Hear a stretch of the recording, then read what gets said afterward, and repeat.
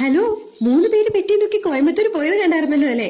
ബാക്കി എന്തായെന്ന് അറിയണ്ടേ? വാ നമുക്ക് കാണാം. സ്റ്റേഷനിൽ തന്നെ ഒന്ന് ഫ്രഷ് ആവാനായിട്ടുള്ള ഫെസിലിറ്റി ഉണ്ടായിരുന്നേ. അതും മണിക്കൂറിന് വരെ 25 രൂപ ഉണ്ടായിരുന്നുള്ളൂ. അപ്പൊ അവിടെ നേരെ പിന്നെ ഈ റോഡിലേക്ക് ഇറങ്ങി. പിന്നെ അവിടുന്ന് നല്ല അടിപൊളി ഒരു മസാല ദോശയും ഒരു ചായയും കൂടി കുടിച്ചു. സത്യം പറഞ്ഞാൽ ചായ കുടിച്ചപ്പോഴാണ് ജീവൻ വീണത്. പിന്നെ നമ്മൾ നേരെ ഒരു നാഗവല്ലിയായിട്ട് നമ്മളുടെ ഐറ്റംസിന് വേണ്ടിയിട്ടുള്ള പരതലായിരുന്നു.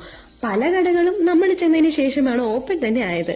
സത്യം പറഞ്ഞാൽ ഞങ്ങൾക്ക് നല്ല എക്സൈറ്റ്മെന്റും അതുപോലെ തന്നെ കുറച്ച് ടെൻഷനും ഒക്കെ ഉണ്ടായിരുന്ന ഒരു യാത്രയായിരുന്നത്. ഇന്നത്തെ കാലത്ത് ഇതെല്ലാം റീസെൽ ചെയ്യാൻ ഒത്തിരി ഓപ്ഷൻസ് ഉണ്ട്. പക്ഷെ ഞങ്ങൾ അത് ചെയ്യാത്തത് നമ്മൾ നിങ്ങളിലേക്ക് എത്തിക്കുന്ന ഓരോ പ്രൊഡക്റ്റിന്റെയും ക്വാളിറ്റി ഞങ്ങൾക്ക് അത്രയും ഇമ്പോർട്ടന്റ് ആണ്. സോ നമ്മൾ തന്നെ കണ്ട് ഇഷ്ടപ്പെട്ട് ക്വാളിറ്റി ചെക്ക് ചെയ്ത് മെറ്റീരിയൽ ഒക്കെ നോക്കിയതിനു ശേഷം മാത്രമായിരിക്കും നിങ്ങളിലേക്ക് പ്രൊഡക്റ്റ് കൊണ്ടുവരുന്നത്.